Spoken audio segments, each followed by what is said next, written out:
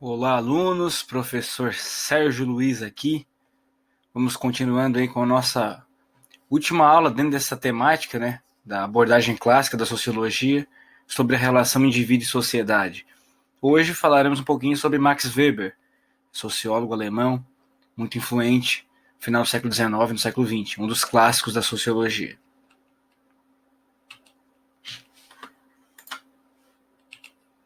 Esse slide foi retirado do site da Secretaria de Estado do Governo de Pernambuco. Aqui segue a referência para vocês. Então hoje falaremos um pouquinho de Max Wilhelm Weber. O Weber ele é um clássico da sociologia porque ele traz os fundamentos da ciência sociológica. Ele criou uma nova disciplina nas suas análises da sociologia, uma subdivisão da sociologia que seria a sociologia da religião. O Weber ele desenvolveu um método comparativo, não é lá o método comparativo lá do Durkheim, funcionalista. Ele fez um estudo comparativo, ele comparou a história da economia com a história da religião, a história das doutrinas religiosas. Ele lançou uma obra que é a Ética Protestante e o Espírito do Capitalismo. E ele desenvolve o conceito de ação social. Ação social, na visão do Weber, ela é a ação dos indivíduos que possui um sentido em relação aos outros indivíduos. Então, de modo subjetivo, da ação social, procura fundamentar em critérios interiores aos indivíduos participantes.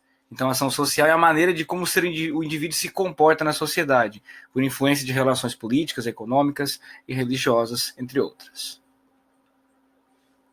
O indivíduo, você é um indivíduo, eu sou um indivíduo na sociedade. E em relação, e por meio dos valores sociais da motivação, o que esse indivíduo faz? Ele produz um sentido para a sua ação. Ele desenvolve um sentido para a ação dele. Os valores são da sociedade, são dos grupos, mas ele que vai desenvolver o sentido para a sua ação.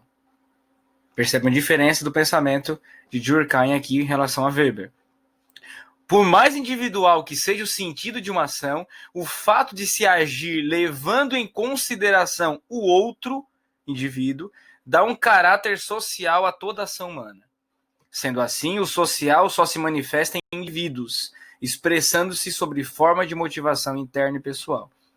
Para Durkheim, a sociedade é um organismo exterior aos indivíduos e impõe certas regras aos indivíduos. Para Weber, não. A sociedade é consequência da ação dos indivíduos um em relação aos outros. Consequência da interação social, da interação entre os indivíduos. Ação é toda conduta humana cujos sujeitos vinculem a essa ação o sentido do próprio sujeito. Ou seja, subjetivo. Sentido pode ser um sentido real ou um sentido ideal. O sentido real ou existente de fato refere a um caso historicamente dado ou como uma média, um determinado número de casos. Faz lá um número de casos, faz uma média entre eles. Isso é um sentido real, já aconteceu. O tipo ideal, ou sentido ideal, é a formulação hipotética referente a uma dada situação. Então a gente pode fazer o tipo ideal em relação à sociologia. Então não é que tem que ser assim, não. Provavelmente, possivelmente, hipoteticamente, poderá uma ação essa ação levará a essa consequência. Então, é possível, através da sociologia, fazer a relação de tipo ideal. O objetivo da sociologia para Max Weber é o quê? É investigar a ação social. Cada formulação social adquire especificidade e importância própria. E aí ele vai desenvolver com isso um método compreensivo, como já foi visto, que consiste em entender o sentido que as ações de um indivíduo contêm, e não apenas um aspecto exterior das mesmas ações. É o sentido que o indivíduo dá para as suas ações. Max Weber, caracterização da ação social. Ele dá 4 grandes características, 4 grandes tipos de ações sociais. Ação racional com relação a fins. Então, o sujeito age em relação a um objetivo. Ação racional em relação ao objetivo, fins.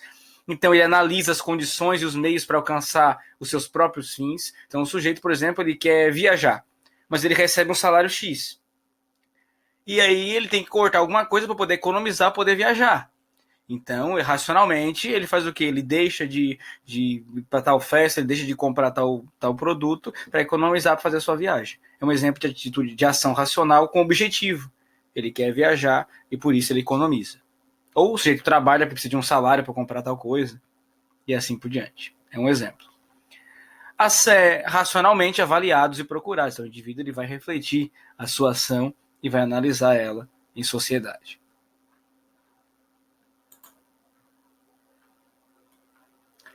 Ação racional com relação a valores. Agora existem princípios, valores. Ela se dá através das crenças, do conhecimento, valores éticos e morais, estéticos, religiosos, que orientam, que motivam o indivíduo a agir. Então, por exemplo, o indivíduo ele não rouba porque ele considera aquilo errado, valor moral. Ou ele não pratica tal ação porque o valor religioso, que é subjetivo dele, que ele aprendeu com a religião, mas é subjetivo, é dele, e faz ele agir daquela forma. Então, valores são próprios de uma conduta específica, baseados nos méritos desses valores. Então, o valor vale por ele mesmo. Ou seja, o indivíduo não rouba porque ele acha que é errado. O sujeito acredita num certo valor religioso, ele não age por causa disso. Ele acredita, ele age em função de valores estéticos, o que é beleza, o que é belo, o que não é. É o que motiva ele a agir. Ele vai para academia porque ele considera o corpo ideal belo aquele. É uma ação racional com relação a valores. Ele considera aquele valor beleza e ele quer ter o mesmo aparência daquele ideal, daquele tipo ideal, daquele modelo, daquele padrão de beleza. Um exemplo. Ação social afetiva. Então, movida por afetos, por sentimentos. Ela atua a satisfazer as suas necessidades para alcançar algo que almeja. O sujeito que age em relação ao sentimento. E deixar bem claro que essas ações elas não são só coisas positivas. O indivíduo ele age, fez uma ação correta, uma ação justa, uma ação eticamente, moralmente correta. Não. Por exemplo, a ação afetiva, o indivíduo ele pode, sei lá, por exemplo, sair de Maruí em alguma outra cidade para visitar o crush, a crush, porque ele tem um sentimento por ele ou por ela, pode ser. Uma motivação, a motivação dele é emocional e afetiva, mas ele também pode estar lá numa briga, alguém falar uma piada um pro outro, lá para um amigo dele, e partir para a briga. É afetiva também, é uma ação afetiva, social afetiva, um exemplo. E a ação social tradicional, ela é baseada nos costumes e nas tradições. São atitudes que são ensinadas, enraizadas nos costumes, o indivíduo aprende e o que motiva a agir daquela forma é a tradição. Padrões de comportamento, de maneira de se vestir, de agir, linguagem, são padrões da tradição. Claro que existem ações que se relacionam uma com as outras. Pode ter tradicional e esse tradicional também ser religioso. Então aquela ação ela é racional com relação a valores, porque os valores são valores religiosos do indivíduo, mas aqueles valores religiosos também são tradicionais da cultura que faz parte daquele indivíduo está inserido. Certo? Então ela pode acontecer isso. Então, os processos e os fenômenos sociais, eles são dinâmicos, eles estão em constante mudança e precisam ser interpretados para que se extraia deles o seu sentido. Então, a sociologia é a ciência que pretende desenvolver a compreensão interpretativa da ação social. Por isso, alguns chamam a teoria weberiana de sociologia interpretativa. Para, desta maneira, explicá-la causalmente, em termos de seu desenvolvimento e efeitos. A causa, o nexo, o sentido causal. Ou seja, o sujeito agiu assim. O que motivou ele a agir dessa forma? A ação por trás, a motivação por trás. Foi racional a relação a fins, a valores? Foi tradicional? Foi afetivo?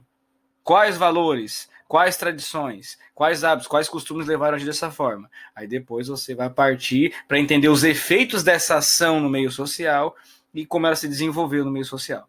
É isso, basicamente, a proposta de Weber. Uma das principais obras dele foi a Ética Protestante e o Espírito do Capitalismo. É onde ele vai estudar, relaciona a história do capitalismo a partir da ética protestante. Ele faz uma análise aos valores protestantes que surgiram pós-reforma protestante, influenciaram moralmente, ideologicamente as pessoas, e isso influenciou o surgimento do capitalismo. Quando a gente for estudar o trabalho, a gente vai estudar profundamente essa obra aqui, A Ética Protestante, Espírito do Capitalismo, e como Weber justifica nas bases religiosas o surgimento do capitalismo no Ocidente. Então, com base nesses 3 autores, essa é a terceira aula dos clássicos sobre indivíduo e sociedade, vamos fazer as nossas considerações finais. O Durkheim, ele afirma que o social prevalece sobre o sujeito, então a sociedade é exterior ao sujeito. A sociedade é independente do indivíduo e confere a ele suas percepções individuais. Então é a sociedade que impõe coercitivamente regras, valores, formas de pensar e agir aos indivíduos. O Marx tem uma outra concepção. Ele propõe transformar a ordem social. O social prevalece sobre o sujeito. As relações materiais da sociedade, que não é independente do indivíduo, então a sociedade e o indivíduo estão totalmente interrelacionadas, vão determinar as consciências individuais, ou seja, a consciência coletiva, a forma de relação concreta, as relações concretas materiais, determina as consciências individuais. Então, por isso que na sociedade capitalista não há muita transformação, porque o próprio sistema reproduz sempre aquela desigualdade. Vai reproduzindo a superestrutura, as ideias, vão reproduzindo aquele modelo de produção de exploração. Sempre, essa é a visão do Marx. O Weber, então, o sujeito prevalece sobre o social. O conjunto de percepções individuais é o que confere à sociedade a sua materialidade, a sua existência. Percebam aqui claramente a perspectiva diferenciada entre Weber e Durkheim, muito claro. Então você tem um ponto de vista diferente. Vou pegar esse caderno como exemplo. Você tem aqui o Durkheim observando a sociedade desse ponto, a sociedade disso aqui todo, e o Weber observando desse ponto. Por pontos diferentes de análise. É só isso. No geral, é a sociedade. O Durkheim valorizando a sociedade como um corpo orgânico de regras, normas, e o Weber valorizando a ação do indivíduo, do sujeito em relação à sociedade. Essa é a visão que eles têm. Depois os contemporâneos, que a gente vai ver na próxima parte do capítulo, eles vão tentar resolver essa dicotomia entre indivíduo e sociedade proposta por Weber e Durkheim. E eles vão desenvolver outras teorias. Para encerrar o capítulo, gostaria de complementar um conteúdo que não está nesse capítulo, mas ele é fundamental para compreender agora, nesse momento, esses conceitos. É o conceito de socialização. Socialização, o que é isso, professor? Ele é um processo social pelo qual o indivíduo ele aprende a ser membro da sociedade. Então ele começa ao nascer com a família e depois vai até o final da vida. Todo momento o indivíduo está aprendendo as relações sociais, a conviver em sociedade.